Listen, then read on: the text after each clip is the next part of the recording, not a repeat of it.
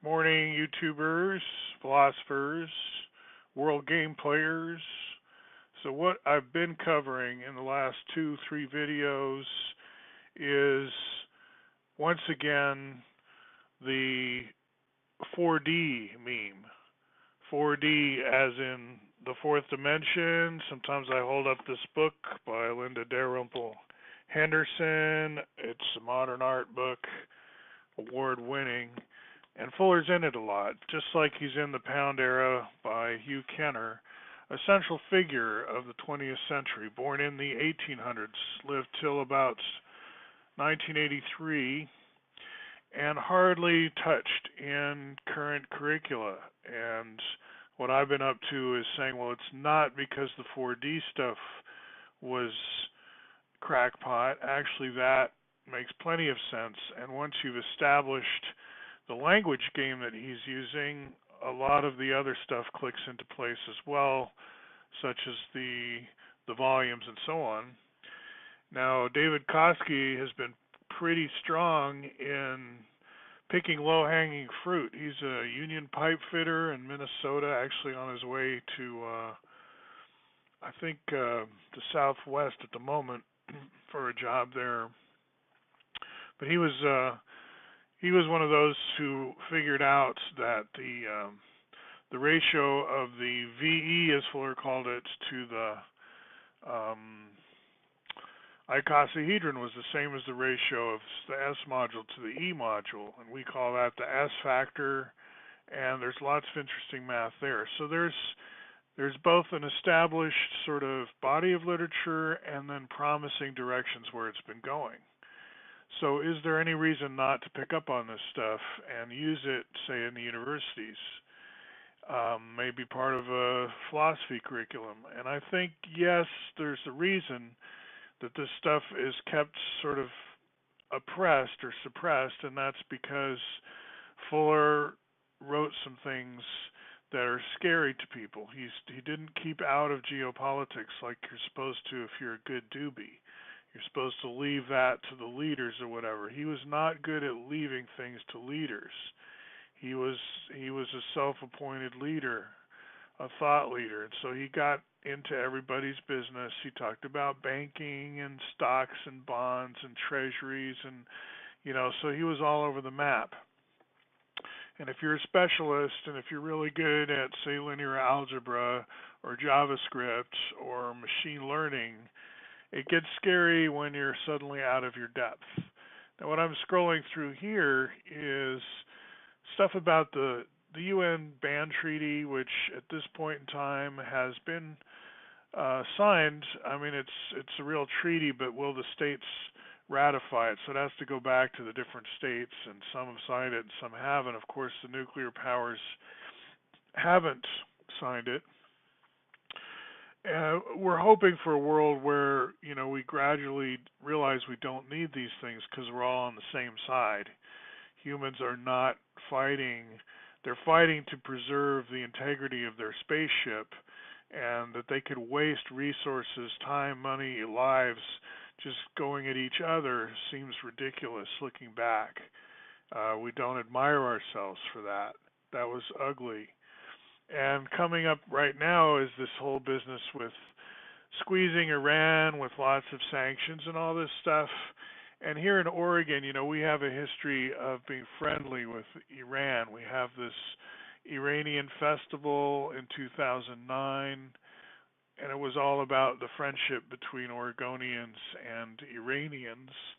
We also have some writing here on connections between Portland and Shiraz. I've talked about how that could be a sister city relationship. It isn't officially at this point, but I do feel that Portlanders are not, I'm not speaking as a state representative or anything, but the sentiment I get around here is we don't want to be party to any kind of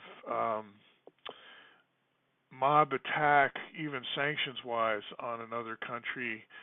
There's this thing going on with the State Department, the U.S. State Department, and Pompeo, that as long as the price of oil stays stable, you can just switch your orders away from Iran, no problem. squeeze Iran, join us in squeezing Iran, and we'll make sure you get the oil you need, at pretty much a reasonable price. It's not going to skyrocket. We're not going to precipitate an oil price crisis. But that's not really what diplomacy is about, is it? That, if you're in recess playing on the field and you all decide, or some of your people decide to pick on one kid, it's like, don't buy bubble gum from that kid. I'll sell you bubble gum for less, and let's just drive that kid off the field or whatever. Let's turn that kid into a crying, sobbing mess or whatever it is we're trying to do. We're picking on that kid. Now, I know that the U.S. has its reasons for that. It's just the U.S., meaning the District of Columbia at this point. I think of Oregon as part of Cascadia. Again, we're not officially a separate country in any way, but we do feel the tyranny, the iron fist of D.C. in terms of keeping prohibition, attacking. We're not allowed to use regular banking to do the cannabis business, which is probably one of Oregon's biggest businesses. It's hard to get the numbers. But for a long time now, the feds have been throwing people in jail and still throwing people in jail all over the country for something we consider perfectly viable. It's like throwing people in jail for drinking beer. There's a lot of ways in which we don't agree with our central government. So if the Iranian people have a beef with their central government, fine, but we wouldn't want anyone to come impose their sanctions on us to make our government do those things. We'd rather handle it ourselves, that kind of thing. I know that's the talk that goes on around Venezuela too.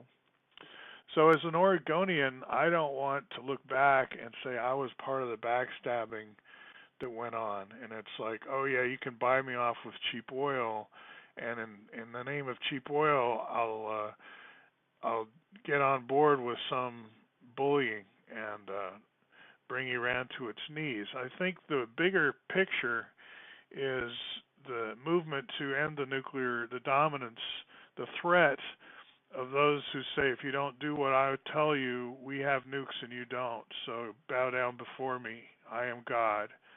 I think that's when nukes started to come out, people all feared that would happen eventually, and it kind of did, because those states that have nuclear weapons aren't interested in disarming the way the Non-Proliferation Treaty is worded. The Marshall Islands filed a lawsuit about that, didn't get very far.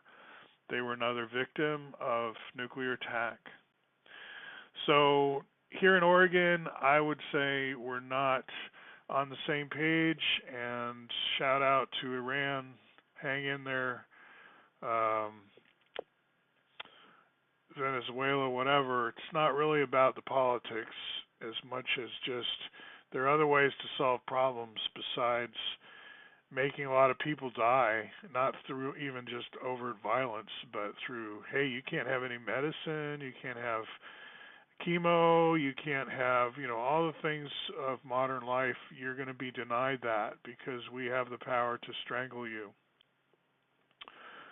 I don't think Oregon, at least speaking as an Oregonian, I am not on board with these tyrannical policies, and I look forward to good relationships with Iran going forward, partly on the basis of we didn't sell out. We're not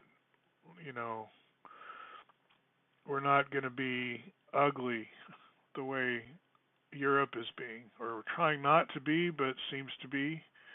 Like they're falling into line, seems like, and that's ugly. Anyway, talk to you later.